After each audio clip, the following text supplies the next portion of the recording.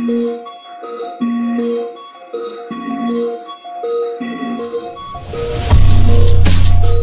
tercinta kita Indonesia tentunya sudah mengalami banyak perjuangan dalam mengisi kemerdekaan.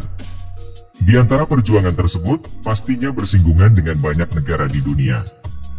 Dari semua negara, ada yang beberapa di antaranya pernah memiliki hubungan yang intens dengan Indonesia. Baik itu pertemanan maupun perdebatan. Namun seiring perkembangan zaman, negara-negara tersebut tidak lagi memiliki sikap yang sama pada negara kita. Berikut daftar negara-negara yang dimaksud.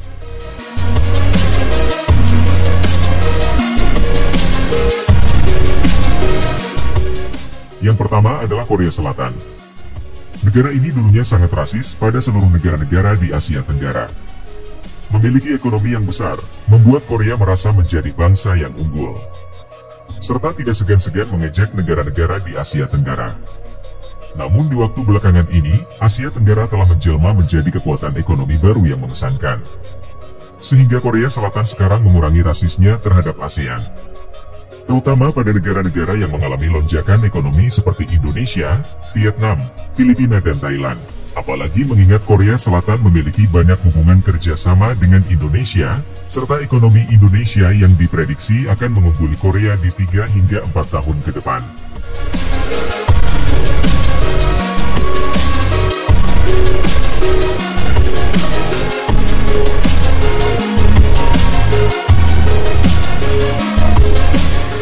Yang kedua adalah China. Bisa kita lihat dari pasang surut sengketa Laut Cina Selatan yang berbatasan langsung dengan Laut Natuna Utara. Pertama China gencar mengangkat isu tersebut adalah di era Pak Susilo Bambang. China sangat agresif melakukan intimidasi kepada semua negara yang berkepentingan termasuk Indonesia.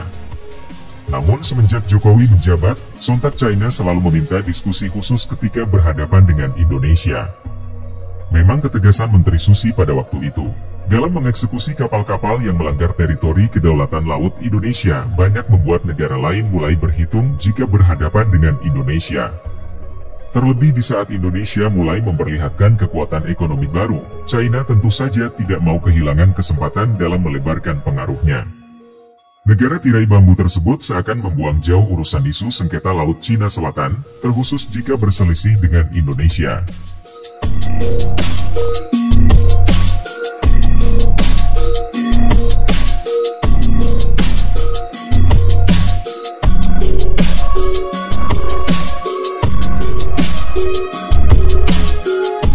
Yang ketiga adalah Amerika Serikat. Di mana dalam waktu dekat ini Amerika nampak lebih pro pada Indonesia. Terlihat dari menguranginya agresivitas Amerika dalam turut campurnya pada kepentingan Indonesia di dunia internasional. Seperti contohnya gugatan Eropa pada Indonesia di WTO, Amerika tidak banyak berbicara, apalagi mendukung Eropa. Dari sini kita juga dapat melihat bahwa kemajuan yang ditorehkan Indonesia juga bisa sampai berdampak pada Amerika. Hal yang sama juga Amerika lakukan pada negara-negara yang berpotensi besar di masa depan. Mungkin saja ini adalah strategi dari Amerika, yang dimana setelah Indonesia kali ini melihat sikap Amerika yang netral, akan membuka peluang baginya untuk bekerja sama lebih intensif di kedepannya. Kerjasama dimaksud tentu tidak akan disodorkan Indonesia pada Amerika, apabila negeri Paman Sam tersebut ikut mendikte Indonesia di WTO. Karena Amerika memprediksi Indonesia akan menjadi magnet baru dalam perdagangan internasional di masa depan. Ditambah lagi Uni Eropa yang sekarang sudah mulai menentang Amerika.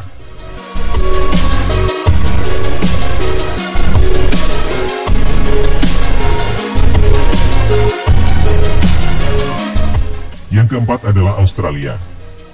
Melihat Indonesia semakin maju, sikap Australia sebenarnya di luar dugaan.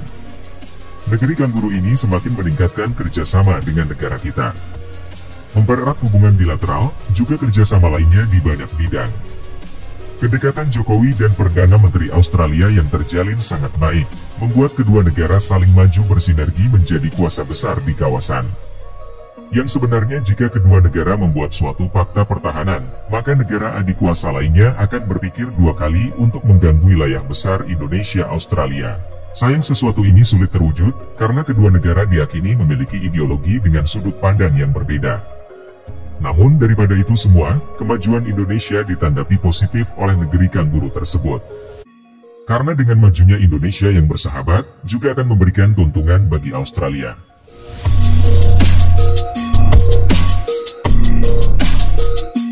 Yang kelima adalah Singapura. Dalam menanggapi kemajuan Indonesia, Singapura agaknya terlihat mirip dengan Australia, yaitu meningkatkan kerjasama di segala bidang. Hanya saja bedanya Singapura terlihat lebih hati-hati dalam melakukan pendekatan. Karena bukan rahasia umum lagi bahwa begitu banyak ketergantungan Singapura terhadap Indonesia. Di antaranya adalah bahan mentah mineral bumi sebagai asupan perusahaan kilang dan smelter di negaranya. Itu hanya sebagian kecil, belum lagi di sektor lainnya yang membuat Singapura tidak mudah lepas dari Indonesia. Kemajuan yang ditorehkan Indonesia ini berusaha dijadikan Singapura sebagai basis baru ekspansi sumber pendapatannya. Namun tentu saja pemerintah Indonesia sangat mengkalkulasi tujuan Singapura tersebut, sehingga kedua negara hanya dapat menjalankan suatu kerjasama yang saling menguntungkan.